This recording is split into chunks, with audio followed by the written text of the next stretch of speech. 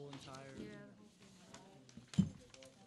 This is getting to become quite a common problem. You know, I have the same issue in my office. Yes, I do. So I'm not, Yes. time anything gets to whenever two people work on Yes, I the think same document and multiple versions flying around. We are moving here. That should. I put them on the floor over by that changes behind Julian. There's only one version. Yeah. And let me know what the substitute is. I'm looking for the Here's the new one right here. Here's the new one. And then this.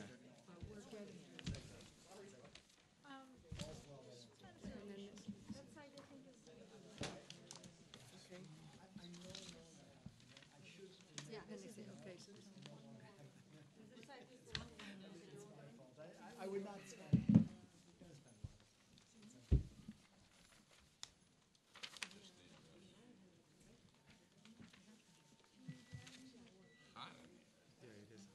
It's cold in the other room. Balances out. We're trying to just keep multiple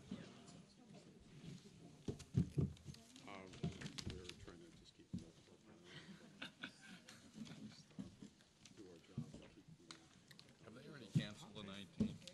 Yes.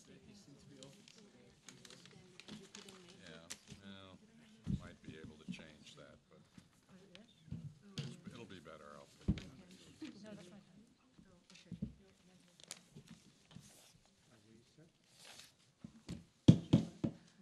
Good afternoon, welcome back. We will go straight to, thank you, Mr. Chairman, for joining us. Approval of the minutes, item number 1A. May I have a motion to approve the minutes? So moved. Second? Seconded. All those in favor, please say aye. Aye. Nays, abstentions, motion carries. Item number 1B1. Okay, thank you.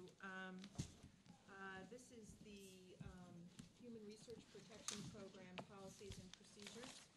This policy is an update of an existing CUNY policy which dates back to 1982 on the protection of human subjects in research, bringing that policy into conformance with the current federal regulations.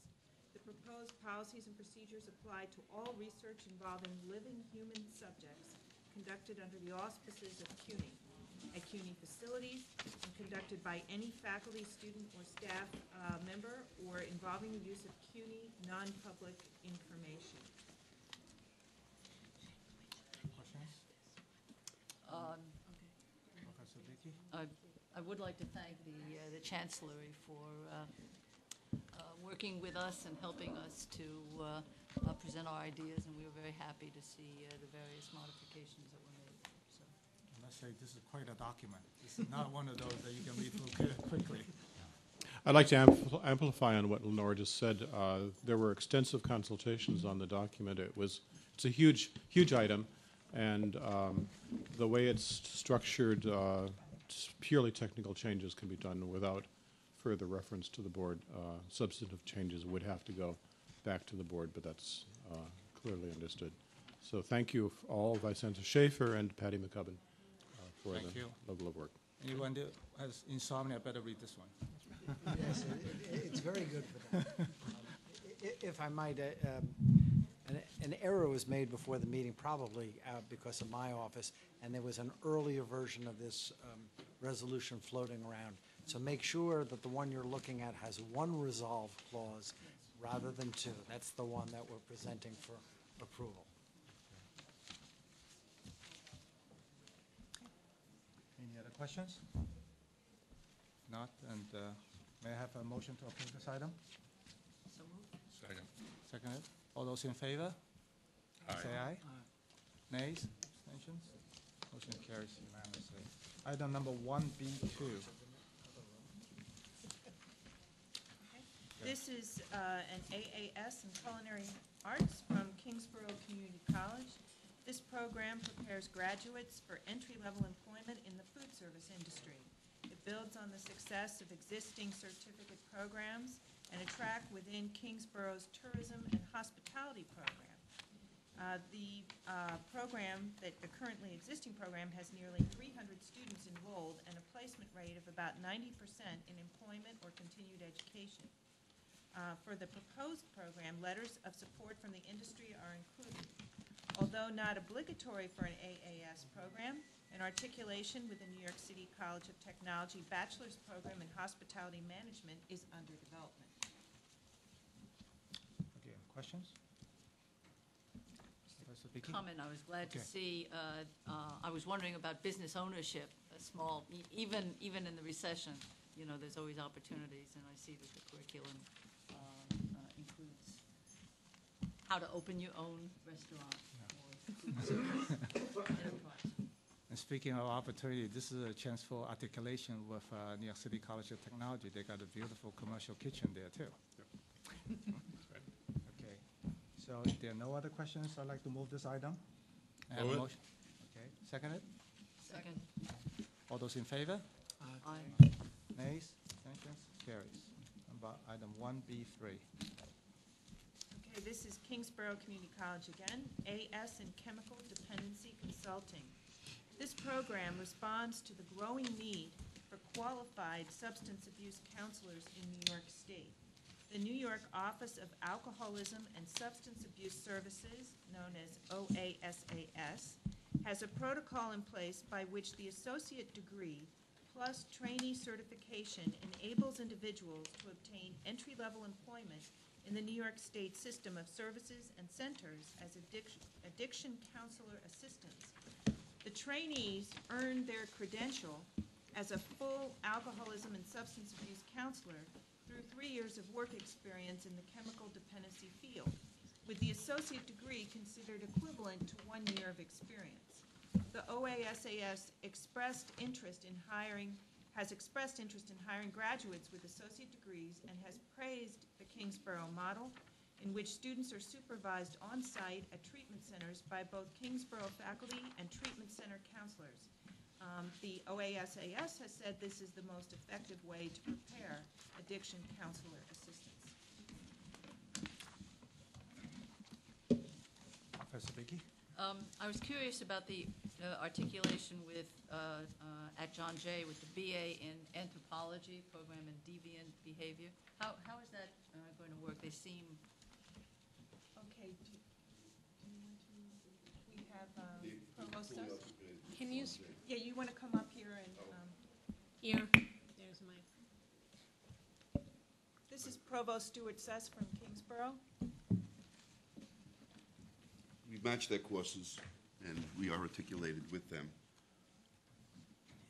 So a student transferring to John Jay would be using this particular associate's degree in what way, in other words? As the first 60 Career credits. It's a seamless transition. Yeah, that I understand. I'm just sort of thinking about the movement from one kind of program to another, how that works in terms of... John Jay doesn't seem to have a problem with articulating with us. It sounds like it's a badly needed program. Just a question. Okay, yes. Thank you. Okay. Other comments, questions? Well, alcoholism has long been a prime element in what the sociologists used to call deviant behavior, but which they Not a problem. call more correct terminology today. So, I mean, it is a natural articulation.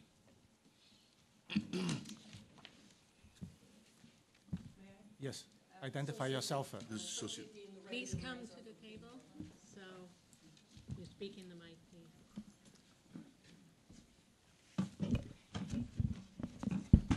I just wanted to have the opportunity to add that John Jay was particularly pleased about the articulation because of the criminal aspects, the criminalization of abusers, and the fact that the criminal community as well as the substance abuse counseling community need to work closely together. So this was particularly important for us to work with John Jay. That helps, thank you. Yes. Thank you. So let's call the question. May I have a motion? So moved. Seconded by? Okay. All those in favor, please say aye. Aye. Nays, abstentions? Motion carries. Item number 1B4. Okay, this is from a program from Lehman College, a BS in Interdisciplinary Environmental Science. This interdisciplinary program integrates courses from the biological, chemical, geographical/geological, and physical sciences. Graduates will be prepared for a variety of entry-level jobs for governmental agencies and industry in conservation, risk assessment, land use, urban planning, resource management, and environmental policy, as well as for advanced study in related fields. The proposal includes letters of support from the recently launched Masters in Sustainability at City College and the Masters in Environmental Geoscience at Queens College. Very worthwhile program, and looks like quite expensive too. I'd like to speak in favor of the program. It's exactly what students at Lehman College need. Of course, I'm somewhat biased being at Lehman College myself, and know many of the people involved in this, and they are very highly talented. I think this will be very, very successful. And this used to be part of the City College School of Architecture and Environmental Studies. I can see part of the curriculum in here.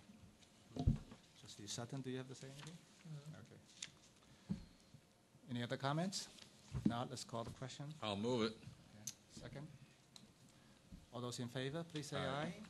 Nays, abstention, carries unanimously. Item number 1B5. All right, this is again Lehman College. Today is clearly Kingsborough and Lehman's day. Lehman College, an MS in Family Nurse Practitioners and Postmaster's Certificate in Family Nurse Practitioner.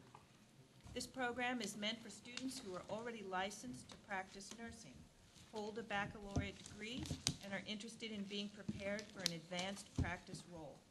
Family nurse practitioners are required to hold a master's degree in nursing as a family nurse practitioner, or, if they hold a different master's degree in nursing, a certificate as a family nurse practitioner. Family nurse practitioners have a legally defined scope of practice, focusing on assessing, diagnosis, and managing the health and illness conditions of all members of the family across the lifespan. This is the first such program at Cuny and the only program that would be offered by a public institution in the greater New York area. Professor Vicky? So I assume then that, well, that's interesting that this is the only program so far at Cuny and the only public institution, because I was at first thinking, you know, serves the Bronx, the area of the Bronx, which of course it will and does, but obviously has wider significance. Lehman College has been steadily increasing the quality of its nursing programs. Professor Alicia Georges, I believe, is here, who has been chair of the department for quite a few years, and I would say a very successful chair. Moving into graduate nursing programs is the right thing to do, and this is a major part of that move. And if there's any doubt to the need of this program, take a look at that figure 1 from the health problems of the Bronx, New York City, and New York State.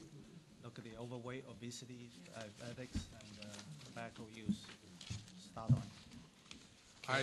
May I make a comment?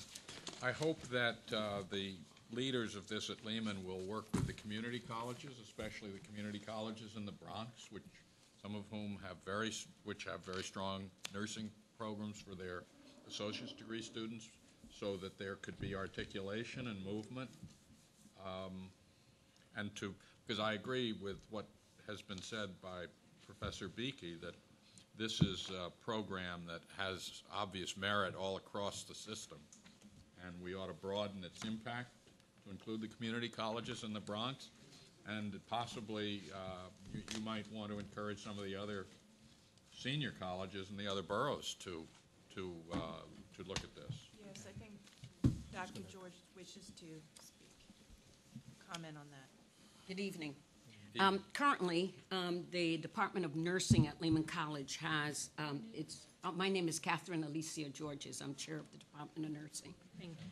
And we have a very close articulation program with Hostos and Bronx Community. Most of our RN BS students come directly from Bronx Community or hostos into our program, and then from all the other CUNY programs, we have a very clearly defined articulation program. I'm glad to hear it. Great. Thanks. Okay. May I have a motion to move this item? Second. All those in favor, please say aye. Aye. Nays, abstention, motion carries. I understand there's some informational item?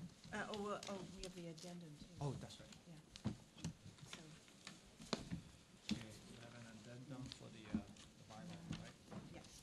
You want to describe it? Yeah, okay. This is an amendment of Bylaws, Article 11.8. This amendment simplifies the procedures that colleges need to follow in order to appoint a faculty member with a degree equivalency. The proposed amendment stems from the recognition that the current section on equivalencies has become outdated, in that there are new terminal degrees in some fields, as well as professional doctorates, which may be substitutable for or equivalent to the PhD degree for particular positions. I should explain that the current bylaw says you need to have a PhD in order to be appointed as an assistant, associate, or full professor, or one of several other degrees that are listed in the bylaw. But that list is extremely out of date. We believe it was written something like 30 or 40 years ago. In addition, the current section does not include the credentials required in some fields, such as journalism or creative writing. Because of the rapid changes in healthcare and a number of other professional fields, which are changing the degrees that are given in these fields, it is impractical to amend the bylaws each time that a new professional degree is established. I'm talking here about professional doctorates. Instead, the Executive Vice Chancellor and University Provost will prepare and circulate to the colleges a list of credentials that the university finds are equivalent to the PhD degree. As is the case now, academic departments conducting a faculty search will continue to have the option of specifying a preference for a specific degree in fields in which both research and professional doctorates exist. However, when the campus has identified a candidate who is holding one of the other common terminal degrees, for example, the MFA, Master of Fine Arts, that's a terminal degree, but it is not on the current list in the bylaw, which means that everybody we appoint with an MFA to a professorial position has to go through the waiver process. There are scores of these people every year. Anyway, it will be no longer necessary to go through the extra step of requesting central office approval of the equivalency. This action will reduce the number of labor-intensive waivers needed due to lack of an equivalency.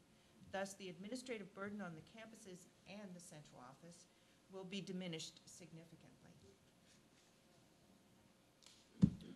Professor Beakey? I want to thank the Chancellor also on this issue.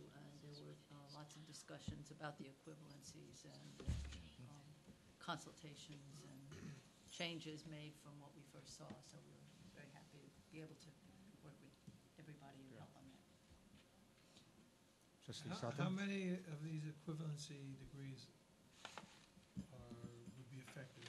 Rough estimate, 5, like MFA 5, 50? You're talking about the number of equivalencies or the number of degrees No, that are? equivalencies that you have. There are dozens and dozens every year.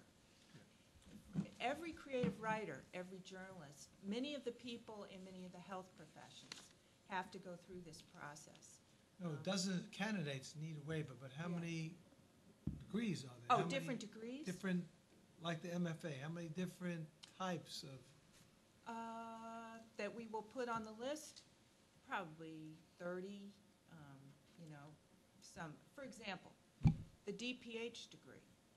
That's a new degree for Cuny. We just started giving that degree out 2 years ago, and 10 years ago, 20 years ago, maybe 20 years ago, that degree did not exist. That's a Doctor of Public Health degree, which we now give. And for some positions, a campus would find that acceptable as it's a professional doctorate instead of a PhD.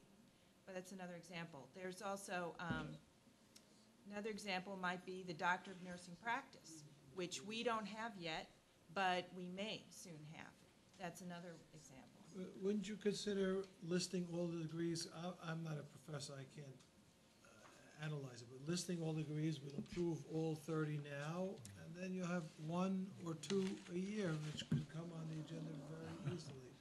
Instead Well, of bypassing the that's what system. we used to do. We approved individually. Yes. Yes, I think Manfred would like to speak. Right.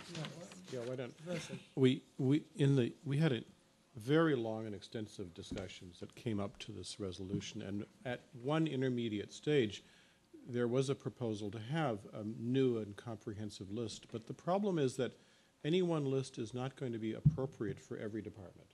And so every list that you generate from the central office will be inappropriate for certain purposes. And so doing it in this way and leaving the final decision up to the departments, we think is by far the best way. And it's also the most flexible way. It doesn't need constant revision in light of new degrees, say, such as the doctorate in pharmacy that we're planning on offering ourselves. This is by far the best solution. We had no end of discussion and disagreement as to which degree would be suitable for this department or that department. This is a very diverse university with different kinds of units, and one list is not going to be appropriate for all. And you have no fear that the Chancellor might approve something that somebody might disagree with, or vice versa? Well, there are always going to be Who's doing the approving? there are always will be disagreements, but if you look at the text of this, it's the academic departments that are directly involved that will have the final say. And that's something we You agree can't with. veto it? Let me clarify a little bit here. I think the real issue is that these degrees, the degrees that exist and they're acceptable, change over time. So another example is a Doctor of Physical Therapy degree. The DPT degree, 10 years ago, nobody was giving DPTs, and they did not exist. Now, it's the standard degree in physical therapy, right? Instead of a master's, it used to be a master's in physical therapy, but the physical therapy profession has moved now to saying that the DPT is the standard degree. Every year, there are changes like this. We would have to come back to the board every year and change the list. We will have, our office will have a list which we will keep up to date, and it will still be possible. What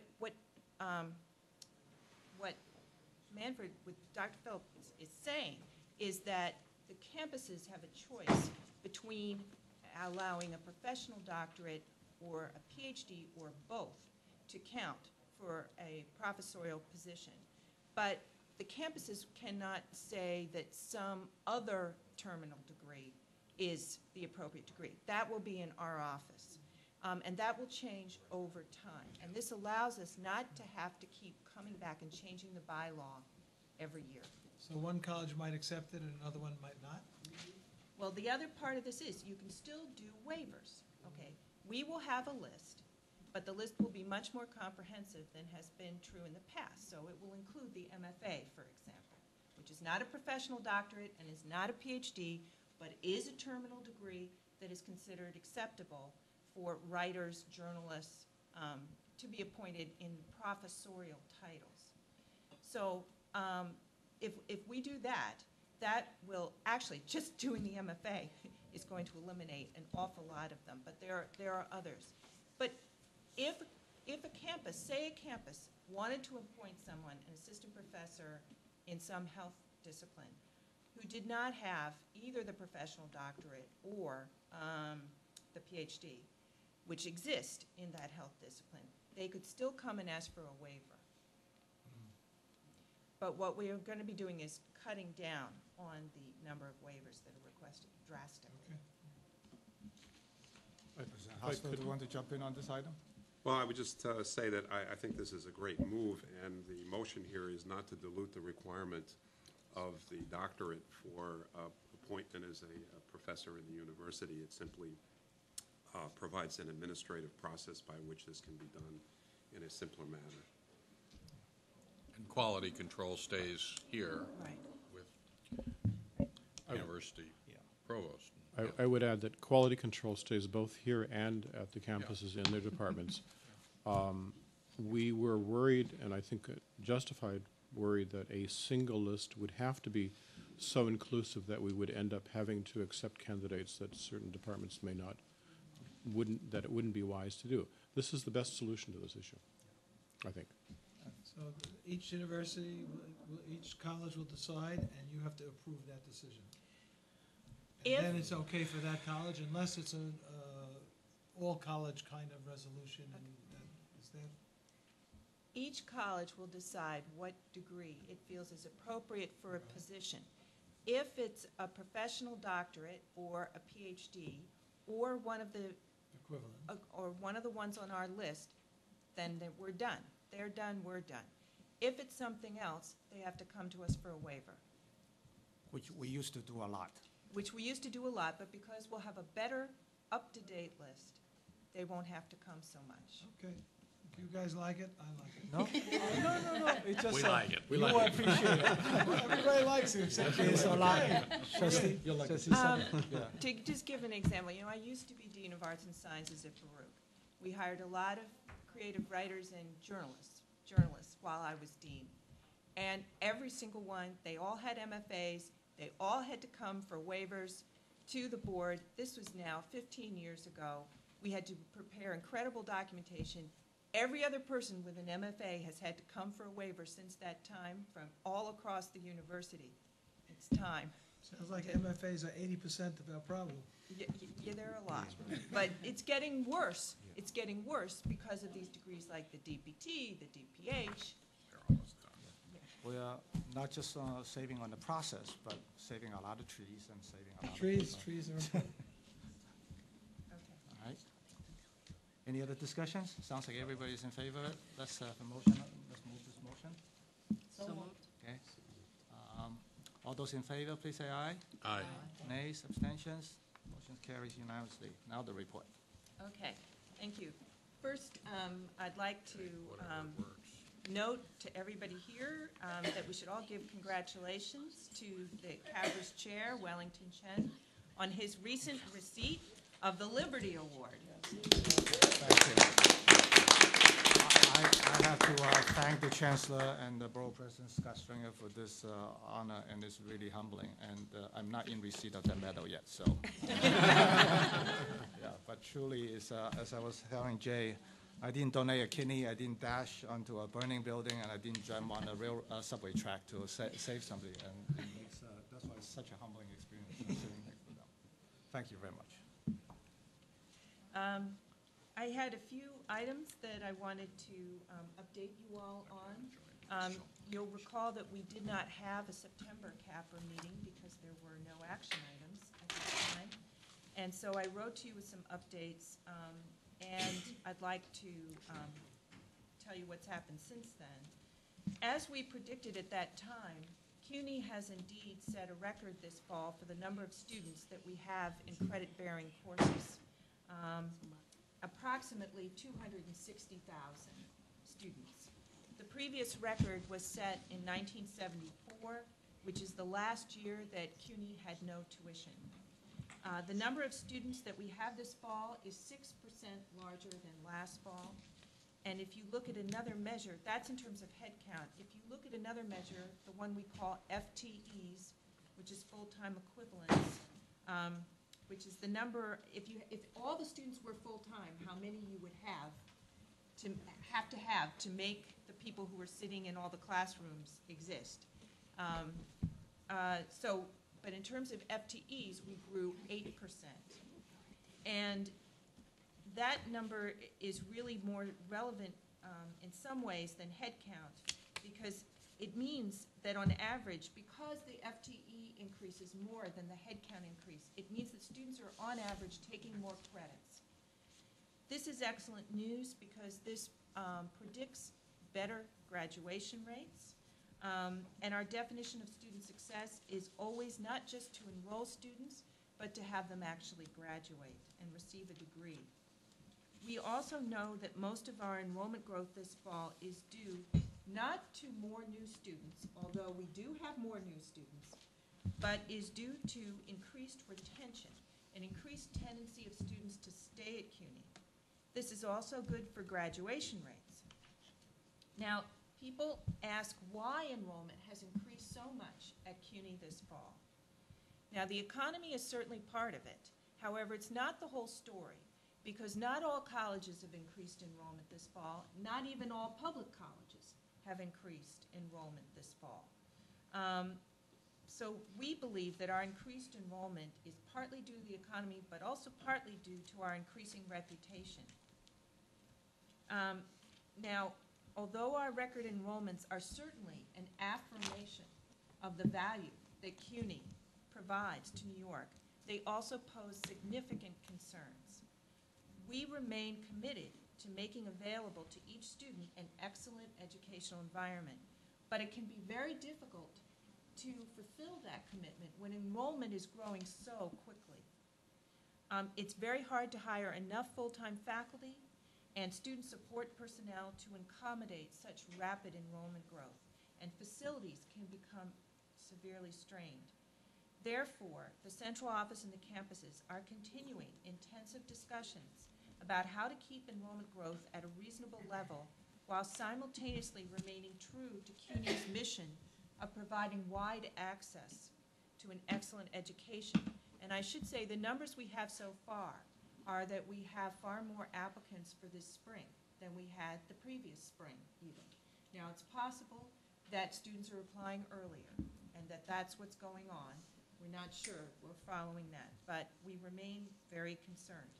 Some campuses may need to partially limit the number of new students they take in 2010, spring and fall, in order to complete absorption of the large increase from this fall. Other campuses may not have this issue. We are fortunate to have a large system in which different parts of the system can serve different functions for us at different times. So that's an enrollment update. The next thing that I wanted to let you know about has to do with the fact that there have been a number of stories in the New York City press recently about the fact that such a high percentage, close to 2/3, of New York City public high school graduates are arriving at CUNY in need of remedial education. They are not yet ready for college-level work. And too many such students never even complete remediation, nonetheless get a degree. As a result, last year, so I want to tell you what we're doing, the latest on what we're doing about this. Last year, CUNY's Chancellor Goldstein and the Department of Education's Chancellor Joel Klein established an initiative to try to ensure that more New York City public high school graduates are college ready. As part of that initiative, New York City recently learned that it will receive a Communities Learning in Partnership Planning Grant for $250,000. These grants are funded by the Bill and Melinda Gates Foundation and are overseen by the National League of Cities. The grant proposal, however, was largely written by CUNY, and the purpose of the grant is to facilitate the planning of the initiative that the two chancellors have started. It's called the New York City College Readiness and Success Initiative. This initiative involves the New York City Mayor's Office, the New York City Department of Education, CUNY, and a large group of local community-based organizations.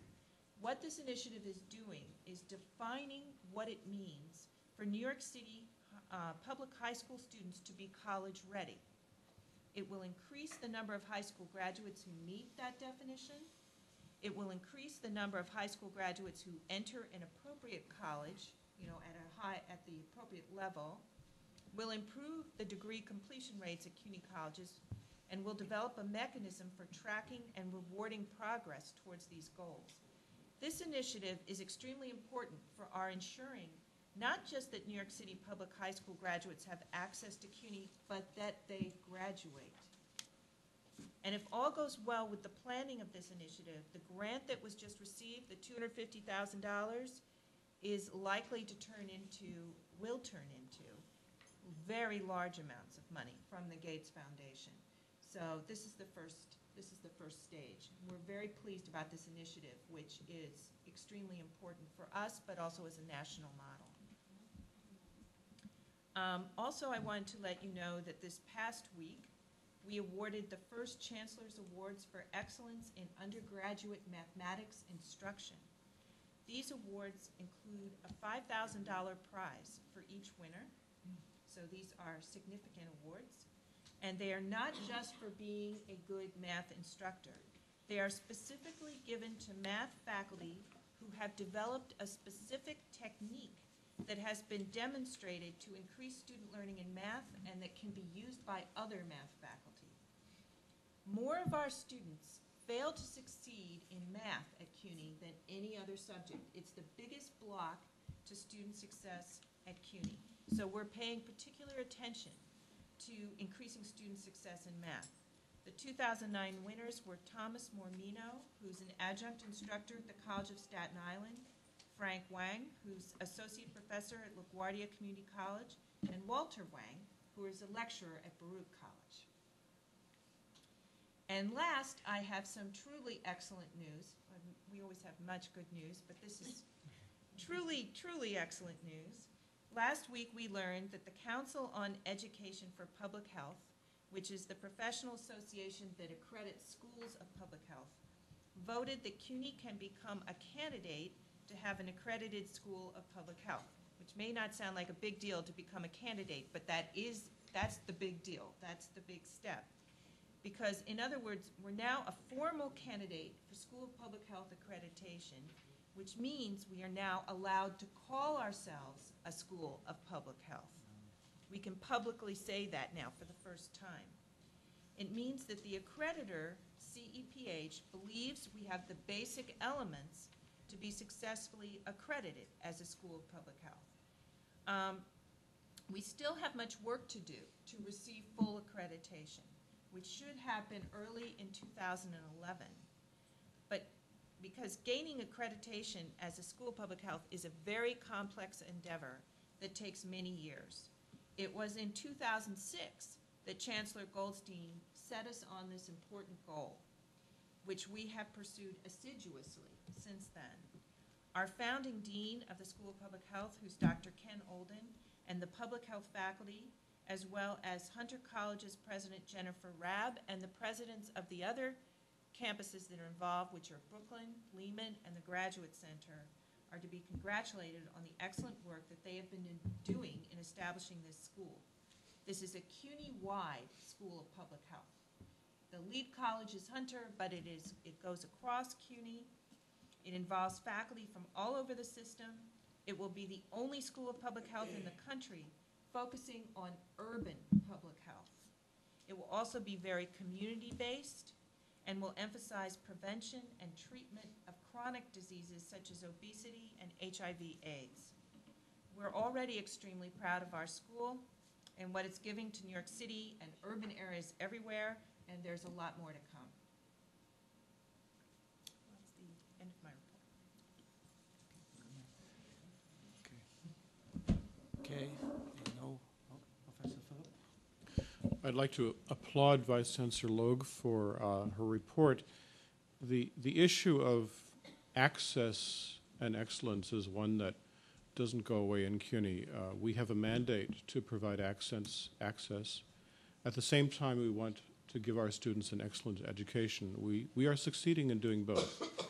But the pressures of the incoming wave of students, the many more students than we've had before, of course, stress the system in ways that we can't have anticipated. And what we have to keep sight of is, of course, that the community colleges and the comprehensive colleges continue to provide that access to the high school graduates of New York City high schools, especially since the high schools are not always equipped to give their graduates the ability to succeed in the workplace. We're essential in this process, and we will remain essential. And I hope that we will be able to maintain the access policies that we've had in the past. And nothing in Vice Chancellor Logue's report would suggest that we cannot. But it's something that we have to emphasize going forward. Just a second. Dr. Logue, I read in maybe the Times they were talking about a lot of community colleges more than the senior colleges across the country on average. I guess we're similar. And they spoke about one professor teaching from 12:05 to 1:45 in the morning. That doesn't seem reasonable to me. Are we that extreme here as well, or what's We going are on? not yet to that stage. No, we actually, some of the colleges are teaching a fair amount until 10 p.m., but not all of them are, and not much is going on after 10 p.m. But it may yet come to be. May it come. So, but we're working on Does it. that make sense?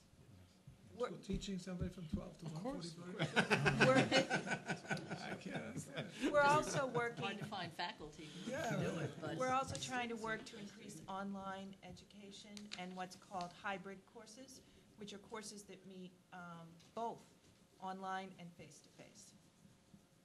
So there's a big increase on the online? There has been an increase at Cuny, but we want to see a lot more.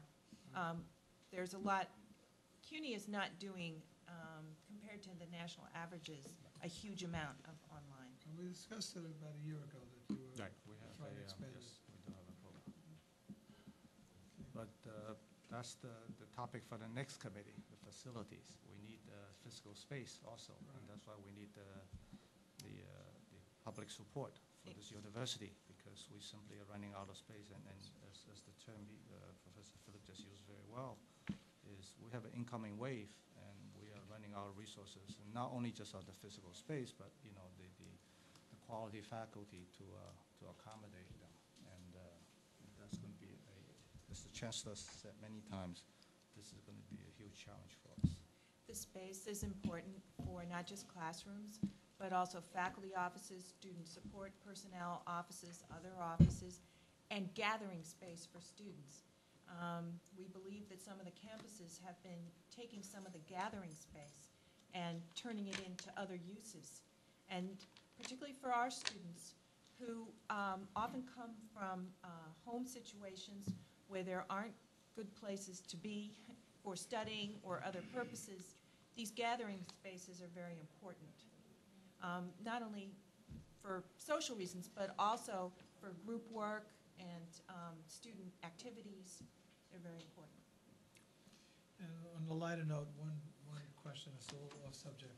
I drove in with somebody one day, I was giving somebody a lift, I think they were in Baruch. She says, oh, my friend is in a class, there are 85 or 115 students, and the professor asks for the attendance of all 115 students each time. Are you kidding me? He said, no, it takes 15 or 20 minutes of an hour and 15-minute lecture. Is that unusual? I think it's Or unusual. for professors? All right. The expert on this is sitting over there, but we are not an attendance-taking university, which means we do not require attendance taking by faculty. It's up to faculty to do it. I would say what's particularly unusual is taking 15 to 20 minutes of class time to do it. There are other ways to do it.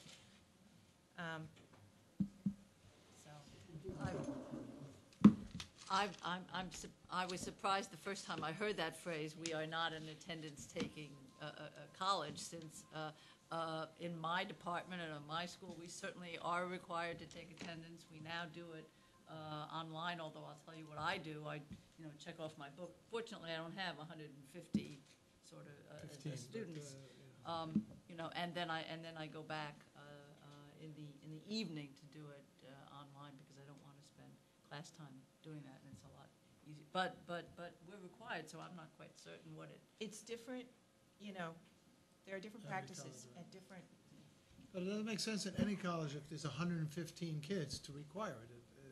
Why would you spend 15 or 17 minutes of a lecture taking attendance every time? Professor Philip? The state does require us to certify attendance at certain points during the semester, so everyone does have to take attendance from time to time. Some campuses, as Professor Beakey pointed out, have a policy that requires it all the time. But there are techniques to take attendance in large classes that can be done on, even in a large class that size, within a few minutes, maybe at most 3, 4, 5 minutes, and perhaps somebody could counsel the professor involved. That can be done, and I've had to do it myself. No other questions? I'd like a motion to adjourn? Unless- So okay. Meeting is adjourned. Thank you. Thank you. Thank you for the good work. TV and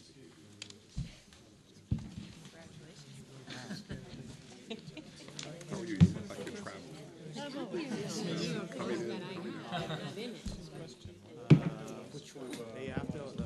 That's a huge waste of time. No, you can pass around attendance sheets, but still. Oh, you need it? Oh, we're surviving. Depends on their performance on an exam. It'll get a little more difficult, but Okay. we're still. Oh, well, thank you for sharing so well. Yeah, if you have 30 kids, I understand. Well, one thing that happened at LaGuardia, we were warned about.